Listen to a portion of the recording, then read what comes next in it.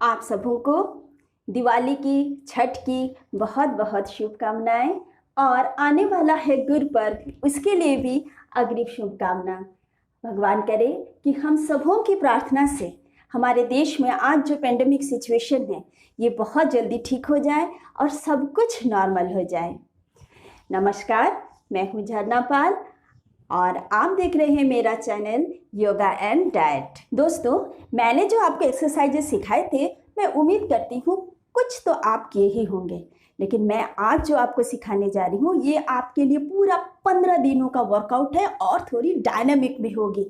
इसे करने से आपको सचमुच लगेगा कि आप अपने फैट रिड्यूस के लिए एक्सरसाइज कर रहे हैं।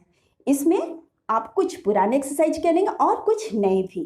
तो वीडियो थोड़ी लंबी है, पहले आप एक्सरसाइज सीख लीजिए और लास्ट में मैं इसकी कुछ इंस्ट्रक्शंस दूंगी।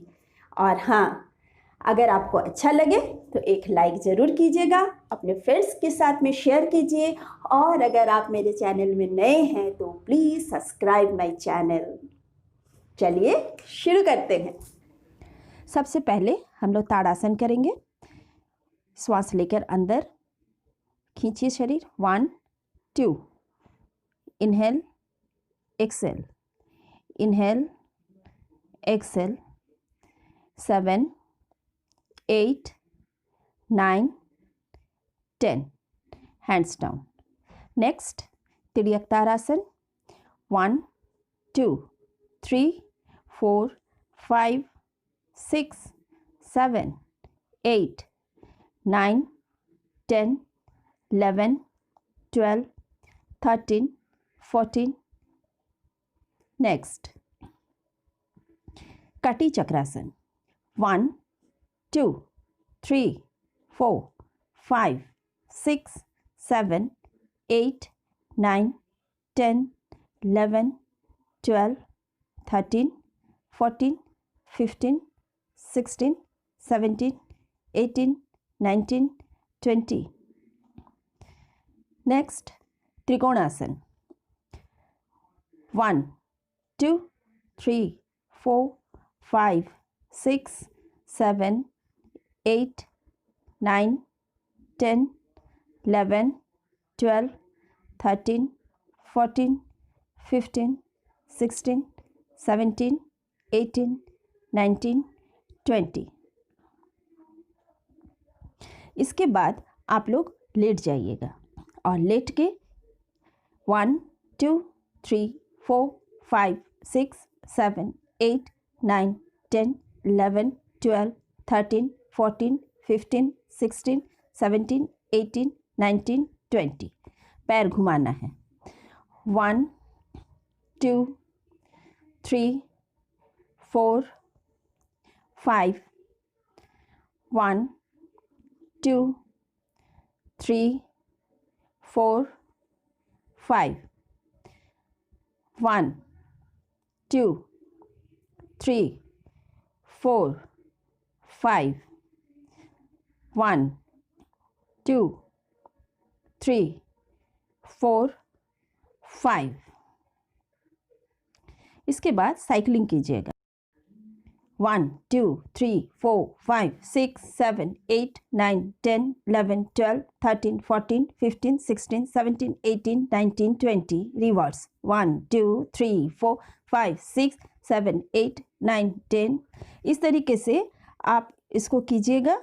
स्पीड अपने हिसाब से कर लीजिएगा।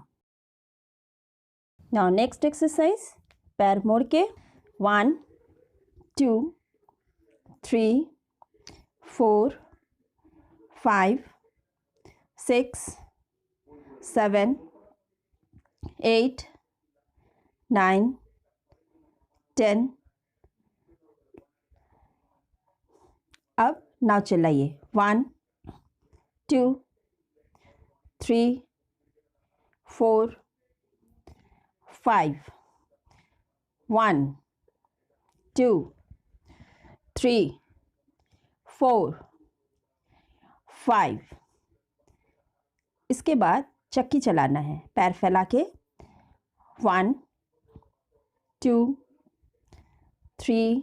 इसमें नॉर्मल श्वास रहेगी। 4 5 1 2 3 4 5। इसके बाद आप उल्टा लेग के भुजंगासन कीजिए। श्वास अंदर लीजिएगा और छाती ऊपर, और श्वास छोड़ते हुए नीचे करना है। आप इसे 2 से 3 बार कीजिएगा इस तरह से। 1, जितनी देर तक ऊपर रहिएगा उतनी ही देर तक आप नीचे आने के बाद रेस्ट लीजिएगा। 5 सेकंड अगर रुकते हैं तो 5 सेकंड के लिए आप लोग नीचे भी इसमें रेस्ट लीजिएगा। इसके बाद इसका काउंटर पोज कीजिएगा जिसे शलभासन कहा जाता है। आप हथेलियों को पैर के नीचे घुसा के एक एक पैर ऊपर उठाइएगा। दाहिना पैर पहले ऊपर, थोड़ी देर रोकने के बाद में फिर बायां पैर। श्वास लेते हुए ऊपर उठाना है, श्वास छोड़ते हुए नीचे करना है। इसे भी आप 2 से 3 बार कीजिएगा। उठाते समय घुटनों को आप मोड़िएगा नहीं, पैर को सीधा रखिएगा। इसे शलभासन कहते हैं। इसका काउंटर पोज है भुजंगासन का। फिर आप सीधा होके नौकासन कीजिएगा। नौकासन में आप सिर को धीरे से ऊपर उठाना है और उसके बाद अपने पैरों को थोड़ा सा उठाइएगा। आपका जस्ट टो दिख जाना चाहिए, बस उतना ही उठाइएगा। शरीर उठाते समय श्वास को लेना है और जब हम वापस आएंगे तो श्वास छोड़ देना है। आप 5 सेकंड के लिए अगर रुकते हैं तो फिर 5 सेकंड के लिए वापस विश्राम की स्थिति में भी आइएगा। इसे आप 2 से 3 बार कीजिएगा। गर्दन में झटका नहीं लगे, इस पर ध्यान दीजिए। इसके बाद आप 2 मिनट के लिए शवासन कर लीजिएगा। फिर आप उठकर कपालभाति कीजिएगा। कपालभाति में आपको श्वास झटके से छोड़ना है।